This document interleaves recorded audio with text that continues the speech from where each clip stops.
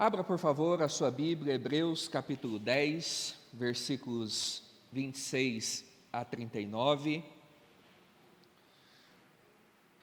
No domingo passado, nós falamos sobre a respeito da importância de nós não desperdiçarmos o livre acesso que foi conquistado por Cristo Jesus à pessoa de Deus. Falamos um pouco daquele versículo onde Paulo nos chama para não deixarmos de congregar, como é costume de alguns. E hoje, dentro dessa temática, trabalhando de forma mais prática, o autor nos chama agora para continuarmos firmes. Se nós temos esse livre acesso, o chamado hoje é para que nós continuemos firmes, a despeito das circunstâncias que se levantem diante de nós. Por isso, então, vamos ler Hebreus capítulo 10, versículos 26 a 39, onde a palavra do Senhor diz a mim e a você o seguinte: porque se vivermos deliberadamente em pecado, depois de termos recebido o pleno conhecimento da verdade, já não resta sacrifício pelos pecados. Pelo contrário, certa expectação horrível de juízo e fogo vingador prestes a consumir os adversários. Sem misericórdia morre pelo depoimento de 2 ou 3 testemunhas quem tiver rejeitado a lei de Moisés. De quanto mais severo castigo julgais vós, será considerado digno aquele que calcou aos pés o Filho de Deus e profanou o sangue da aliança, o qual foi santificado e ultrajou o Espírito da graça?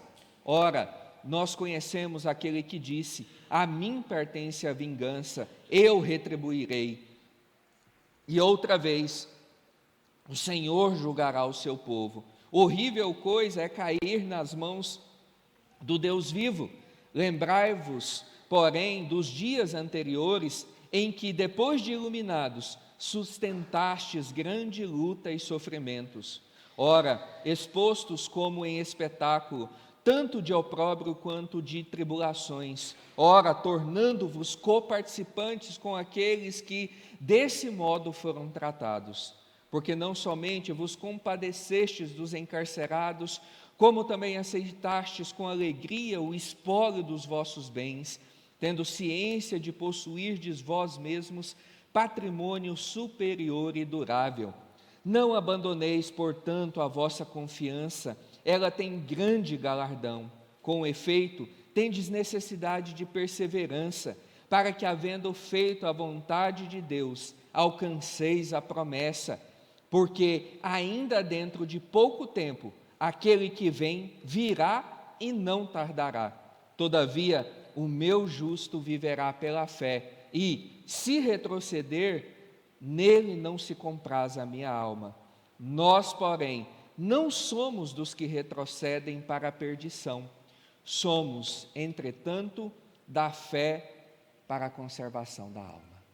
Vamos orar? Ó Pai, a nossa oração é que, mais uma vez, o Senhor fale aos nossos corações, o Teu Espírito ilumine as nossas mentes e que a Tua palavra, ó Deus, não volte vazia, mas que ela cumpra o propósito do Senhor em cada um de nós. Essa, ó Deus, é a nossa oração, em nome de Jesus. Amém. Irmãos, John Bunyan, no livro O Peregrino, que eu creio que muitos de nós aqui já tenham lido, se você não leu, é uma leitura que eu recomendo você a fazer. Ele relata a história de um personagem fictício chamado Cristão e conta a trajetória desse personagem que está em uma peregrinação em direção à cidade celestial. E Cristão, nessa peregrinação, ele encontra muitas pessoas ao longo da sua caminhada, muita gente que vai começar a caminhar com ele, mas que no meio do caminho voltam atrás, desistem de continuar firmes naquele propósito. Tem 2 personagens na história do peregrino que já logo no início começam a caminhar com o cristão, mas que falam: olha, está difícil demais, está tendo muito problema, a gente dá um passo para frente, dois para trás, então eu vou voltar. E um desses personagens é o vacilante, que vai até certo ponto com o peregrino, até o chamado pântano do desespero, e de repente começa a perceber que a vida cristã não é tão fácil assim, como ele imaginava, como ele tinha construído na sua mente, e então ele prefere voltar para a cidade da destruição, do que continuar a caminhada para a cidade celestial. E nessa caminhada toda, por causa daqueles que acompanhavam o cristão, quantos perigos que o próprio cristão enfrenta, ou que ele teve que enfrentar nessa caminhada, por vezes ele também pensa em desistir, ele pensa também em abandonar, ele pensa em voltar para a cidade da destruição.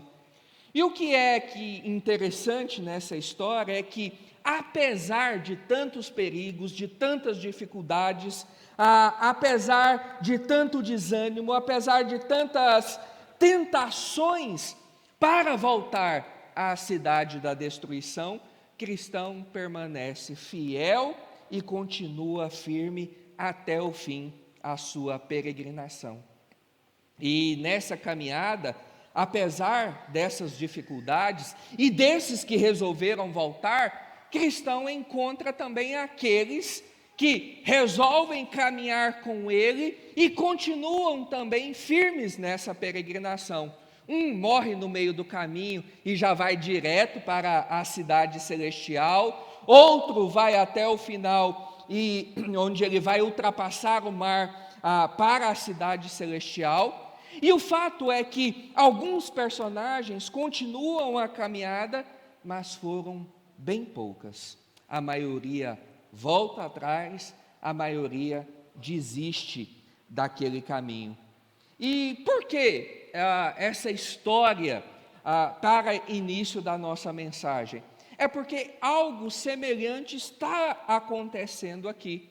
No texto que nós lemos, nós encontramos irmãos que conviviam em uma comunidade judaica, que conheciam a lei, que conheciam o Antigo Testamento, que conheciam todas as leis cerimoniais, mas que estavam abandonando a congregação, que estavam desistindo da caminhada, acreditando que o melhor era voltar atrás, porque eles estavam percebendo que aquela fé de confiar em um único sacrifício já realizado, que não era mais possível ser repetido, era difícil demais de ser aceito. Era algo que fugia da lógica, era algo que não trazia segurança, esperança para os seus corações. E muitos deles estavam em meio a uma controvérsia, continuar ou não continuar, eis a questão. Ir à frente ou em direção à cidade celestial, ou retornar para a cidade da destruição. Porque a perseguição batia a porta, muitos já estavam até mesmo sendo expropriados dos seus próprios bens, então eles se perguntavam, diante da dificuldade, diante do problema, continuar ou não continuar a caminhada, eis a questão. E a pergunta é, irmãos, como eu e você podemos continuar caminhando em um mundo onde temos inúmeras dificuldades, cansaço, desânimo, tentação, pecado, perseguição, perdas, traição? Como resistir firmes até o fim, em meio a inúmeras circunstâncias que gritam aos nossos ouvidos dizendo: não vale a pena, você está perdendo o seu tempo, isso não vai dar em nada, aqui é muito melhor, a cidade da destruição é muito melhor do que a cidade celestial. Aqui na cidade da destruição, você não vai enfrentar tantos desafios, tantos problemas, tantas dificuldades, como você está enfrentando nessa caminhada em direção a essa cidade, que você sequer sabe o que realmente te espera, que você somente ouviu falar a respeito do que tem lá. E eu não sei você, mas esse é o grito que eu ouço todos os dias. Desista, retroceda, volte, não compensa. Você pode ganhar muito mais aqui do que lá. Mas o texto de hoje nos mostra que sim, é possível continuarmos a caminhada em meio às adversidades, porque o texto de hoje nos exorta dizendo: fique firme, não retroceda, não abandone, não desista. E a primeira razão pela qual eu e você devemos continuar firmes em nossa peregrinação em direção à cidade celestial, porque a história do peregrino é uma metáfora da minha e da sua história, da minha e da sua peregrinação, é porque Cristo é a nossa única salvação. Cristo é a nossa única esperança. Fora de Cristo não há esperança para nada. Embora na cidade da destruição eles apresentem uma falsa esperança, uma falsa salvação, como o próprio nome já diz, ela é falsa.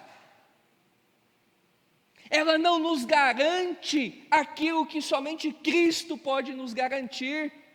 E é isso que o autor está tentando colocar na mente dos destinatários originais dessa carta. No judaísmo, vocês não vão encontrar o que vocês encontram na pessoa de Cristo. Vocês não vão ter a mesma esperança que só há em Cristo Jesus. No versículo 26 e 27 diz: porque se tivermos deliberadamente em pecado, depois de termos recebido o pleno conhecimento da verdade, já não resta sacrifício pelos pecados, pelo contrário, certa expectação horrível de juízo e fogo vingador prestes a consumir os adversários. Em uma primeira leitura, em uma leitura apressada desses dois primeiros versículos, nós podemos apressadamente concluir que o texto está falando de perda da salvação. Mas nós sabemos que não é isso que esse texto está nos ensinando, pois já em outros capítulos dessa mesma carta, o autor fala algo totalmente diverso, porque lá no capítulo 4, o autor diz: tendo, pois, a Jesus, o Filho de Deus, como grande sumo sacerdote que penetrou os céus, conservemos firmes a nossa confissão, porque não temos sumo sacerdote que não possa compadecer-se das nossas fraquezas, antes foi ele tentado em todas as coisas, à nossa semelhança, mas sem pecado. Acheguemo-nos, portanto, confiadamente junto ao trono da graça, a fim de recebermos misericórdia e acharmos graça para socorro em ocasião oportuna.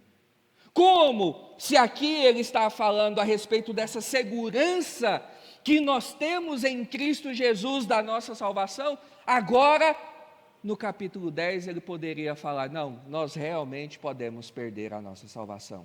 Outros intérpretes vão dizer que aqui o autor está fazendo uma diferença entre pecadinho e pecadão, que existem alguns pecados que Deus perdoa e outros que Deus não perdoa, como na teologia católica, os pecados veniais, que são os pecados que Deus perdoa, e os pecados mortais, que são aqueles que Deus não perdoa. Mas a Bíblia fala que o salário do pecado é a morte. E embora sim existam, aí a própria Bíblia ressalte isso, pecados que sejam mais graves do que os outros, mas que todos são passíveis de condenação, todos são passíveis do juízo de Deus. O que é que o texto então está nos falando? Ele está nos falando de dois sistemas. O sistema do Antigo Testamento, onde constantemente era necessário se levar um cordeiro para o sacrifício pelo seu pecado. Os ritos veterotestamentários que exigiam o derramamento de sangue e aquele sacrifício que já foi realizado. Aquele sacrifício único e cabal que Cristo realizou. Logo, a ideia aqui ela é demonstrar que se alguém passasse pela sua mente que poderia abandonar a Cristo, não crer em Cristo e ainda assim confiar que haveria perdão de pecados por meio de sacrifícios no templo, que não haveria garantia nenhuma para ele. É por isso, irmãos, que nós podemos continuar firmes, se estamos em Cristo Jesus. Porque Ele é o sacrifício definitivo, único, perfeito, cabal, de uma vez por todas. Por isso que nós, em nossos cultos, não imolamos animais, não derramamos mais sangue, porque o sangue de Cristo já foi derramado em nosso favor, e agora nós temos a garantia do perdão dos nossos pecados na pessoa e na obra de Cristo. Porque a única garantia era a confiança de que Cristo é o Cordeiro que tira o pecado do mundo. A única garantia que podemos ter é que somente Cristo pode retirar os nossos pecados. Assim, se você hoje crê em Cristo, se você tem plena certeza da satisfação dos seus pecados em Cristo, se você crê que Cristo levou sobre si a ira de Deus que deveria recair sobre mim e sobre você, você pode ter esperança, você pode continuar firme a caminhada, você pode ser daqueles que não desistem dessa peregrinação em direção à cidade celestial. Contudo, na direção contrária, um teólogo anglicano diz: existem multidões de homens e mulheres batizados que prometem honrar a Cristo, mas que na realidade o desonram grandemente. Eles dão a Cristo um certo lugar no seu sistema religioso e Cristo não ocupa o lugar que Deus tensionou que ele ocupasse. Cristo, exclusivamente, não é tudo em todos em suas almas. Logo, quando Cristo não é o principal, quando Ele não é o tudo para nós no culto a Deus, nós estamos retirando algo importantíssimo do que Deus mesmo estabeleceu. E lá nos versículos 28 e 29, nós entendemos que abandonar a fé em Cristo é estar em condição pior do que negar a lei de Moisés.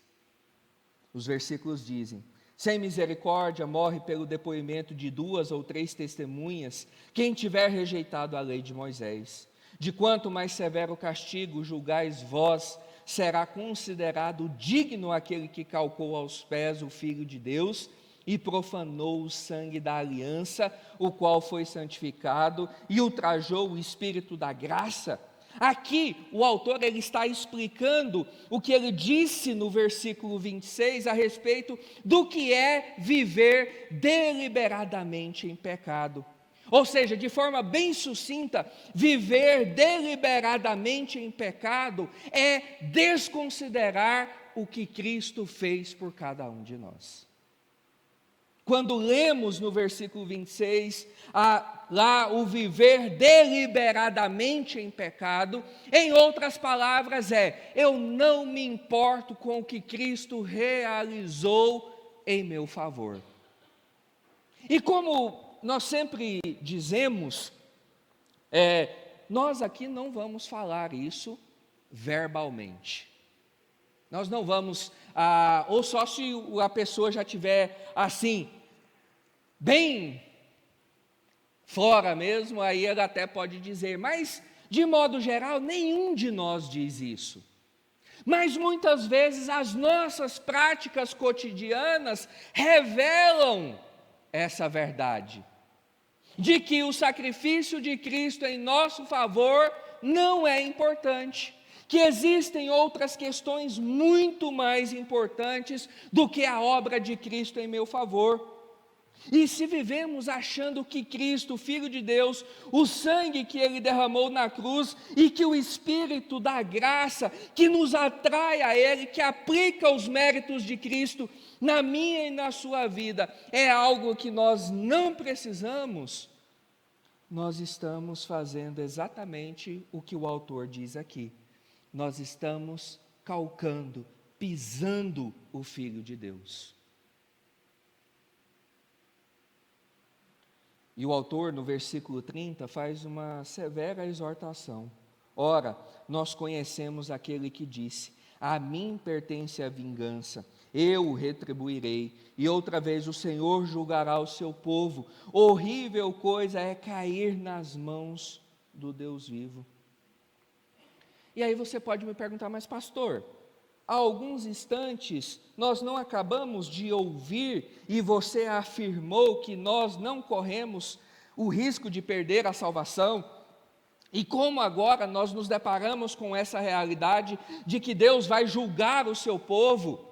Os pais da nossa fé entendiam esse texto da seguinte forma, que aqui o autor está dizendo que Deus vai julgar aqueles que pertencem ao seu povo e aqueles que estão no meio do seu povo, mas que não são do seu povo.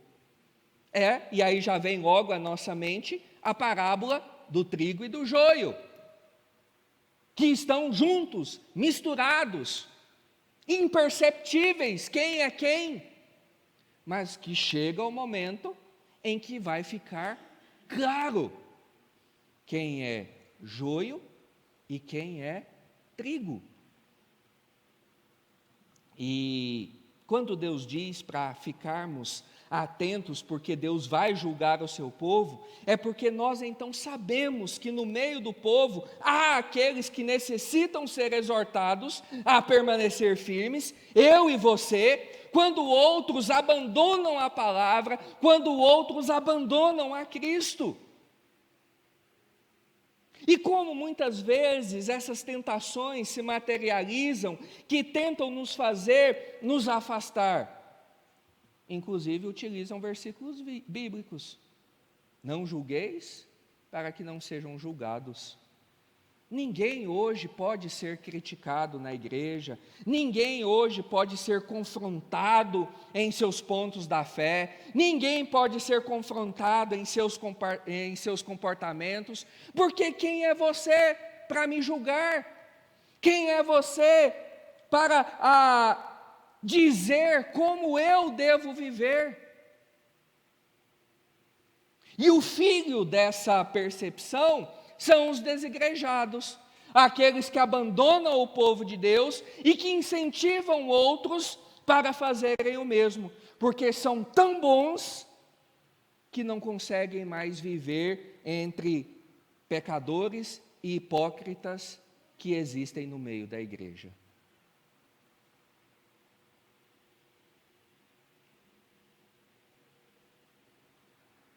Mas também aqueles que resolvem viver sem ser pastoreados.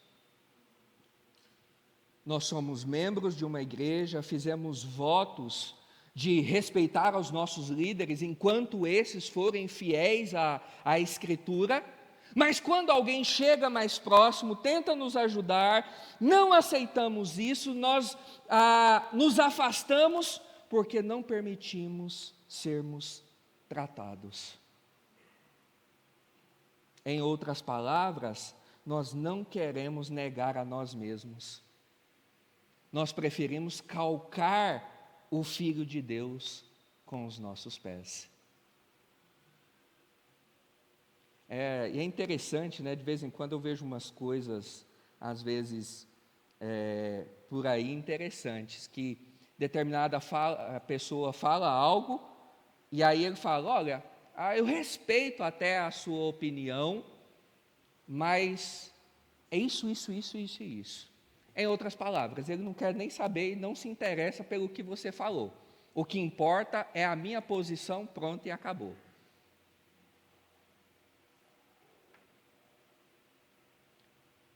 Não sequer pensa, olha, ele pode estar com a razão. Ele de fato pode sim estar errado, mas será que ele também não pode estar com a razão? Será que ele não pode estar de fato contribuindo? Então, irmãos, de que maneira eu posso ser incentivado a continuar a minha caminhada em meio a tantas dificuldades que tentam retirar Cristo do centro da minha vida? E aí então nós vamos para o nosso segundo ponto. Cristo é a garantia da conservação das nossas almas. Ele é a única salvação, Ele é a nossa única esperança, logo, Ele é a garantia da conservação das nossas almas.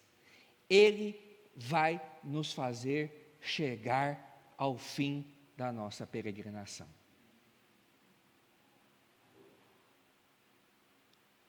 Irmãos, eu não sei você, mas isso enche o meu coração de esperança. Porque eu tenho aquele que é mais que vencedor, dizendo aos meus ouvidos, eu estou contigo, pode continuar. Vai vir dificuldades, mas continue firme. Ou seja, somente por meio de Cristo nós temos a garantia que nós vamos receber o prêmio que nós estamos tanto aguardando. Nós vamos chegar na cidade celestial. Os perigos no meio do caminho, embora pareçam que vão nos engolir, mas não vão. Nós vamos sim chegar à cidade celestial. Embora exista no meio do povo de Deus aqueles que serão julgados, o autor diz, lembrai-vos, porém, dos dias anteriores, em que depois de iluminados sustentastes grande luta e sofrimentos.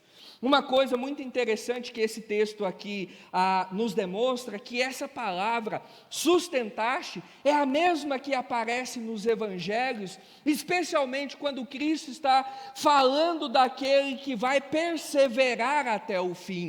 Essa palavra, sustentar, ela tem o sentido de perseverar. Logo, uma característica que faz parte, é inerente ao povo de Deus, é a perseverança. É o continuar a despeito, apesar das circunstâncias. E outra coisa interessante que o texto nos diz, e que é algo que poderia nos afastar de Cristo, nos fazer abandonar a Cristo, é quando nós enfrentamos lutas e sofrimentos. E pense, irmãos, de fato, quando a luta, quando o sofrimento, quando a dor bate à nossa porta, muitas vezes nós nos perguntamos se principalmente é por causa da nossa fé em Cristo. Nós nos perguntamos, sim, vale a pena?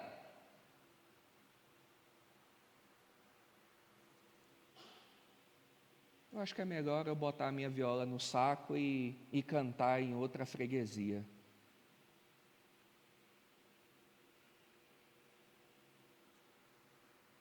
E o versículo 32 começa dizendo, depois de iluminados, e o que significa isso? Na boa teologia, essa expressão, ela vai carregar o sentido de eu recebi o conhecimento da palavra, eu criei, eu fiz a minha profissão de fé, eu fui batizado, e é o que aparece também lá em Hebreus 6 e em outros textos da Escritura, onde fala que Cristo é que abre o nosso entendimento, que é Cristo quem resplandece os nossos corações. Mas além disso, o texto fala de pessoas que sustentaram grandes lutas e sofrimentos, é o que a gente vai ver logo agora no capítulo 11. Os chamados heróis da fé.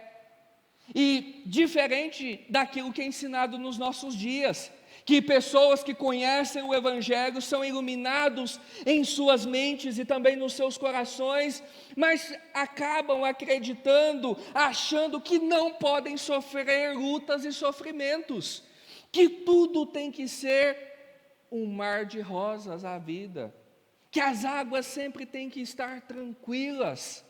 Contudo, irmãos, aqui há muitas batalhas, aqui não é um lugar de descanso.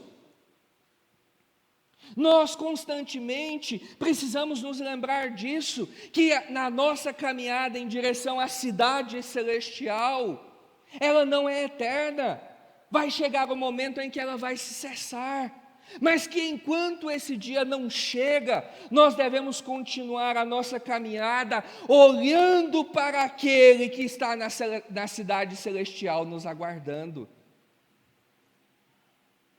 Esse texto então nos lembra que nós somos aqueles que receberam o conhecimento de Deus, que receberam a capacitação de Deus para suportar grandes lutas e sofrimentos. E lembre-se, o Senhor não coloca sobre você um fardo maior do que você pode carregar. Se o chicote está estralando nas suas costas, mais do que nas costas de outros, é porque você pode carregar mais. É porque você consegue carregar mais. Nós vamos passar por lutas, nós vamos passar por sofrimentos, mas nós somos iluminados pelo Espírito Santo de Deus para permanecermos firmes, porque nós não estamos sozinhos. E nós não estamos sozinhos porque o texto nos diz no versículo 33, ora, expostos como espetáculo, tanto de opróbrio quanto de tribulações, ora, tornando-vos coparticipantes com aqueles que desse modo foram tratados. Ou seja, além de nós termos o santo e trino Deus em uma santa conspiração trinitária a nosso favor, nós temos a comunhão dos irmãos. Lembre-se do contexto. No versículo anterior, o autor diz, não deixei-vos de congregar como é costume de algum, porque é aqui onde nós vamos aperfeiçoar uns aos outros. E aqui não poderia ser diferente, em meio às lutas, em meio às dificuldades, em meio às tribulações, nós temos uns aos outros para nos ajudar, para nos auxiliar, para suportar uns aos outros. O povo de Deus está conosco, e o texto diz que nós precisamos nos lembrar dessas coisas, lembrar desses momentos em que tivemos a oportunidade de aproveitar a bênção de participar desse povo, de sermos com eles coparticipantes, pois é uma grande fonte de alegria e de fortalecimento das nossas almas. Sabe, irmãos, a gente precisa mudar a nossa ótica a respeito da igreja. E eu falo igreja, não organização, mas a mim, a você. Aqui há sim dificuldades, aqui sim há problemas, aqui há sim fofoca, aqui sim há briga. Mas a fonte de alegria e de fortalecimento é muito maior do que as adversidades que tem no nosso meio. Mas o texto também nos fala que nós devemos compadecer daqueles que têm necessidade. Não é só receber, é dar também. O versículo 34 diz, porque não somente vos compadecestes dos encarcerados, como também aceitastes com alegria o espólio dos vossos bens, tendo ciência de não possuirdes vós mesmos patrimônio superior e durável. Aqui, irmãos, não era algo simplesmente estoico, eu passo pela dor simplesmente fazendo uma meditação budista, zen, porque eu não quero sentir dor. Não! Havia uma promessa de algo maior, de algo superior, durável que estava por vir. E isso muda a nossa perspectiva, isso muda inclusive a nossa perspectiva do lidar uns com os outros na igreja. Isso porque muitas vezes nós entramos em querelas, discussões, briguinhas, coisas fúteis, em vez de olharmos juntos para o mesmo Senhor. Em outras palavras, juntos nós podemos olhar para o nosso Senhor, nos identificar com os nossos irmãos e esperar algo superior, durável, permanente, inabalável, um castelo forte que não pode ser abalado de forma alguma, a cidade celestial. E no versículo 35, novamente o autor nos faz olhar para o nosso Salvador, que é eficaz no seu propósito e nos chama a desenvolvermos a confiança. Não abandoneis, portanto, a vossa confiança, ela tem grande galardão. Mas como, irmãos, somos tentados a abandonar essa confiança? Muitas vezes somos tentados a colocar inúmeras coisas no lugar de Cristo. E de alguma forma, em maior ou menor grau, começamos a perder e abandonar a nossa confiança. Como Pedro, que começa a olhar para as águas revoltas e então afundar. Mas ao contrário de Pedro, nós devemos olhar firmemente para o autor e o consumador da nossa fé. Mas qual deve ser a nossa confiança? A confiança de que Cristo é o Salvador eficaz e que vai nos guardar até o fim. Mas muitas vezes eu prefiro acreditar que o que vai mesmo me guardar é o meu trabalho, é o meu conhecimento acadêmico, é a minha família, e assim sucessivamente. E aí no versículo 37 diz: porque ainda dentro de pouco tempo, aquele que vem, virá e não tardará. Nosso tempo, irmãos, aqui na terra, comparado com a eternidade, de fato, é muito pouco. E isso sim, é um incentivo. Quando nós estivermos desanimados em nossa caminhada cristã, quando você estiver enfrentando inúmeras dificuldades, a sereia cantando ao seu ouvido, dizendo: abandone, retroceda, volte atrás, volte para a cidade da perdição. Lembre-se que todas essas dificuldades são por pouco tempo. Se estivermos vivos, a promessa vai ser certa. Se morrermos, a promessa também é certa. Esse tempo em que nós aguardamos aqui, nós vivemos pela fé, mas não uma fé que é reduzida apenas a um pensamento positivo, mas a algo realizado fora de nós, algo que Cristo fez por nós, algo que Ele realizou cabalmente na cruz, algo que Ele mesmo diz: está consumado. A certeza da minha salvação, da minha perseverança não está em nada dentro de mim, mas fora, em Cristo. Por isso nós vivemos pela fé. Nós somos os da fé para a conservação da alma. Nós somos daqueles que creem em Cristo, o nosso Salvador, para a conservação da nossa alma. Pois, como diz o texto, depois de recebermos o pleno conhecimento da verdade. Irmãos, o Senhor já nos revelou. Nós não precisamos terminar a caminhada para então contemplarmos o que vai estar reservado a cada um de nós. Nós já sabemos o que nos aguarda no final dessa caminhada. Deus já nos falou, Deus já nos deu o pleno conhecimento da verdade, que se revela por meio do Evangelho, Cristo crucificado em nosso favor, em favor de pecadores como eu e você. Logo, olhe para a promessa, olhe para o prêmio final. Lembre-se que falta pouco. Logo o Senhor receberá a mim, a você, os seus, e vai enxugar toda lágrima e vai dizer: benditos de meu Pai, vinde para o lar que lhes está reservado desde antes da fundação do mundo. Logo, fiquem firmes, não retrocedam, avancem em direção àquele que venceu o mundo, para aquele que é o autor e o consumador da nossa fé, para aquele que começou a boa obra, para a conservação eterna das nossas almas, para o pleno gozo e felicidade no nosso Senhor. Que Ele nos abençoe. Vamos nos colocar de pé, vamos orar e recebermos a bênção.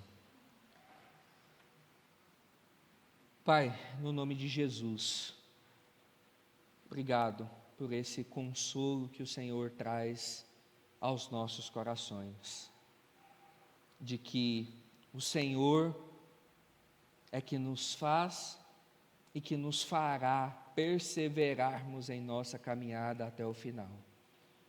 Obrigado por ser a nossa garantia. Obrigado por essa promessa que o Senhor nos faz. Pois de fato, ó Deus,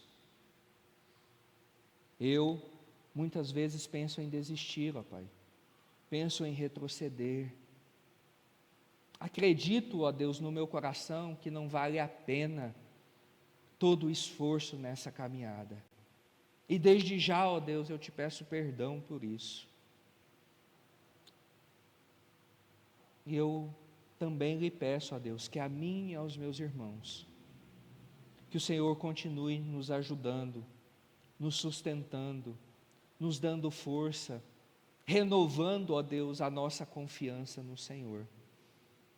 Para que, ó Deus, mantenhamos os nossos olhos firmes em Ti, no alvo, no prêmio que nos está reservado. Não nos deixe, ó Deus, pelo caminho. Toma-nos, ó Deus, em Tuas mãos e nos faz, ó Deus, adentrar a cidade celestial. É em Teu nome, ó Senhor, que nós oramos. Amém.